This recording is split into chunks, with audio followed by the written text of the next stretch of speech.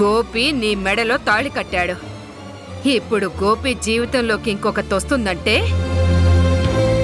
నేను చూస్తూ ఎందుకు ఊరుకుంటాను? ఊరుకోక ఏం చేస్తావు? కావాలని గొడవ పడింది మనం. గోపి ఏం చెప్పినా వినకుండా నేను చేసుకున్నాను. ఇప్పుడు ఏ మొహం పెట్టుకొని గోపిని అడుగుతాను? అది కాకుండా ఆ నంగ నచ్చి అక్కడే ఉంటుందంట. కొన్ని రోజులు ఇక్కడే ఉంటాను గోపి, నీకేం అభ్యంతరం లేదు కదా అని వగలుపోతూ అడిగింది. గోపి కూడా నాకేం అభ్యంతరం లేదు, నువ్విక్కడే ఉండొచ్చు అని చెప్పాడు. వాళ్ళిద్దరూ ఒక్కటైపోయేలా ఉన్నారు. నా బ్రతుకు బండలైపోయేలా ఉంది మమ్మీ.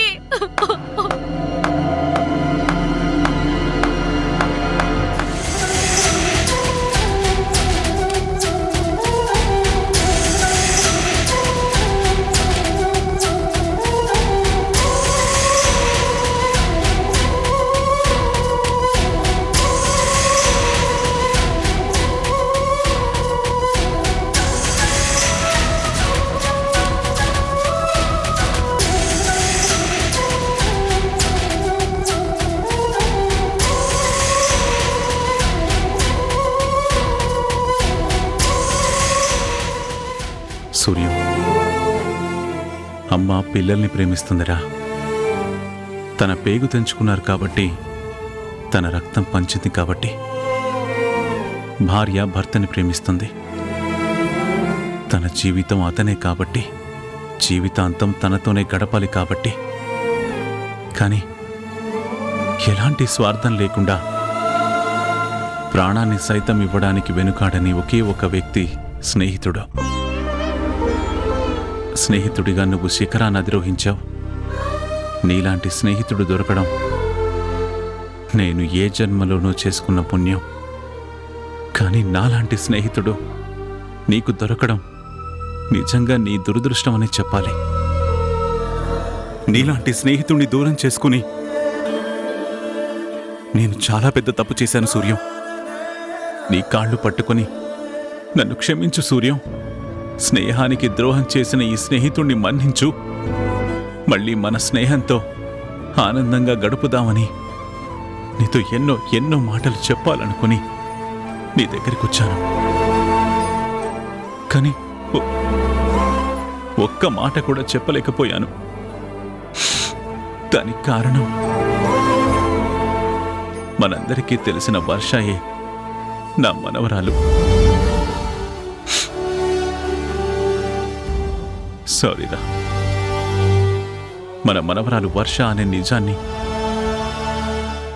బయటికి చెప్పే పరిస్థితుల్లో నేను లేను. అందుకే ఆ నిజాన్ని గుండెలో దాచుకుంటూ నిన్ను తలుచుకుంటూ ఈ బాధను కూడా భరిస్తున్నాను. నీ ముందు క్షమాపణ చెప్పలేకపోయినా కనీసం నీ ఫోటోకి క్షమాపణ చెప్తున్నాను. నన్ను క్షమించరా సూర్యం. ఎల్లకాలం ఇలాగే ఉండిపోదు. తొందరలోనే మనందరం కలిసే రోజు వస్తుంది. ఈ ఇంట్లో మళ్ళీ ఆనందాలు చిగురిస్తాయి. మన మనవరాళ్ళు మనం అందరం మళ్ళీ సంతోషంగా గడిపే రోజులు వస్తాయి. అస్తమిస్తున్న సూర్యుడి లాంటి మన బతుకుల్లో సంధ్య వెలుగుల్లాగా మళ్ళీ మన స్నేహం చిగురుస్తుందనే నమ్మకం నాకుందిరా, నాకుంది.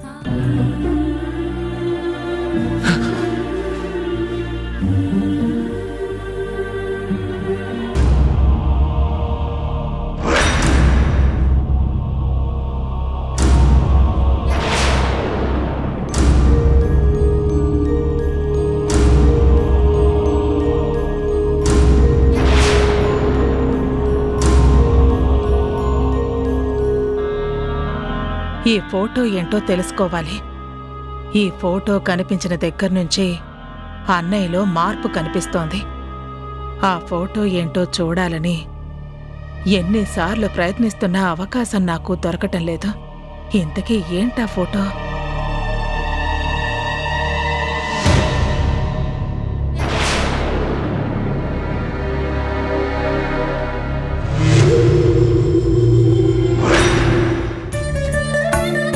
ఏంటమ్మా ఏదో మాట్లాడాలను? చాలా మంచి విషయం అన్నయ్య. వంశీ మామూలు మనిషి అయ్యాడు. ఇన్ని రోజులు వంశీ ఏమైపోతాడో ఎలా ఉంటాడో అని అందరం చాలా భయపడ్డాం. వంశీకి అలా జరిగినందుకు అందరం బాధపడ్డాం. కాని వంశీ బావుండాలని కోరుకోవడానికి వర్ష వంశీని గుడికి తీసుకువెళ్ళింది. అక్కడ వర్షాని పాము కరవబోతుంటే అది చూసిన వంశీ వర్షాన్ని రక్షించే క్రమంలో ఆ పాముని పట్టుకున్నాడు. వర్షాకి ప్రమాదం వస్తుందని తన మనసుకి తెలియటంతో అంతవరకు ప్రపంచాన్ని మర్చిపోయి ఒక పిచ్చివాళ్లా బతుకుతున్న వంశీ మామూలు మనిషి అయ్యాడు. వర్షాన్ని కాపాడుకున్నాడన్నయ్యా. వంశీ నార్మల్ స్థితికి వచ్చాడని తెలిసాక మా అందరికీ చాలా ఆనందం అనిపించింది. ఈ విషయం నేను మీకు ఫోన్లోనే చెప్పొచ్చు, కాని నేనే వచ్చి మీకు స్వయంగా చెప్పినప్పుడు మీకు ఎంత ఆనందంగా ఉంటుందో నేను చూడాలనుకున్నాను. అందుకే వచ్చానన్నయ్యా. చాలా మంచి మాట చెప్పావమ్మా. నిజంగా ఇది ఆనందపడాల్సిన విషయమే. వంశీ పిచ్చోడిలా మారాడని తెలిసి పాపం సూర్యం గారు చాలా బాధపడ్డారమ్మా. ఈరోజు వంశీ బాగున్నాడు అనేసరికి చూశారా ఆయనలో ఎంత ఆనందం కనబడుతుందో. నిజమేనమ్మా. నిజమైన ఆనందాన్ని చూసి ఎన్నో ఏళ్ళు గడిచిపోయాయి. నీకు గుర్తుందా, మనం పల్లెటూరులో ఉన్నప్పుడు మనకి ఏ ఆస్తులు లేవు, కానీ ఆనందానికి ఏ లోటు లేదు. ఆత్మీయుల అందరం ఒక చోట ఉండేవాళ్ళం. ఒకరికి కష్టం వస్తే అందరం పంచుకునేవాళ్ళం. ఎవరికైనా ఆనందం వస్తే అందరం ఆనందాన్ని కలిసి పంచుకునేవాళ్ళం. గడిచిన ఆ రోజులు ఎప్పటికీ మధుర జ్ఞాపకాలుగా ఉన్నాయి. తర్వాత ఆస్తులు పెరిగాయి, దాంతోపాటు ఆంతర్యాలు కూడా పెరిగాయి. అయిన వాళ్ళు ఎదురెదురుగా ఉన్నా కాని వాళ్ళలా బ్రతకడం అది ఎంత కష్టంగా ఉంటుందో అనుభవిస్తే తెలిసిందమ్మా నాకు. ఇప్పుడు మళ్ళీ చాలా రోజుల తర్వాత మళ్ళీ కలుస్తామనే నమ్మకం వచ్చింది. వర్ష, కీర్తి ఇలా అందరి గురించి తెలిసిన తర్వాత మళ్ళీ మన జీవితంలోకి మంచి రోజులు వస్తాయని నాకు ఆనందం వేసిందమ్మా. తీసుకోండి మేడం. తీసుకోమ్మా.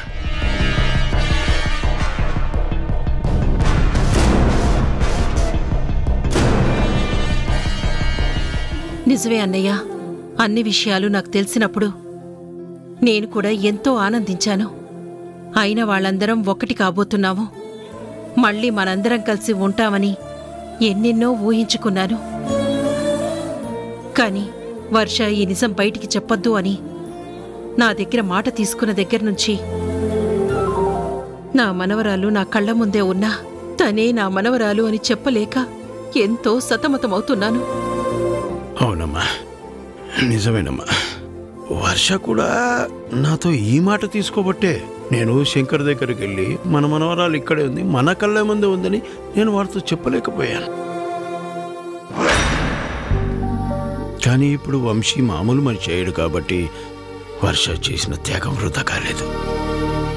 మనకు నచ్చినా నచ్చకపోయినా తను కళ్యాణి పెళ్లి చేసుకోవాలని నిర్ణయించుకుంది.